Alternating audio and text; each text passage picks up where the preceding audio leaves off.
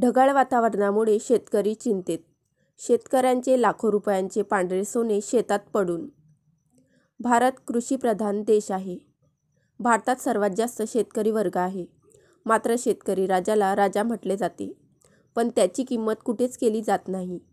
शेतकऱ्यांच्या पांढऱ्या सोन्याला भाव नाही व आसमानी आफतसुद्धा शेतकऱ्यांचे मोठ्या प्रमाणात नुकसान करत आहे. एकीकडे कापूस वेचणीला मजूर मिळत नाही. कापूस वेचणीचे दरसुद्धा मोठ्या प्रमाणात आहेत. यावेळी शेतकरी आर्थिक संकटात सापडलेला.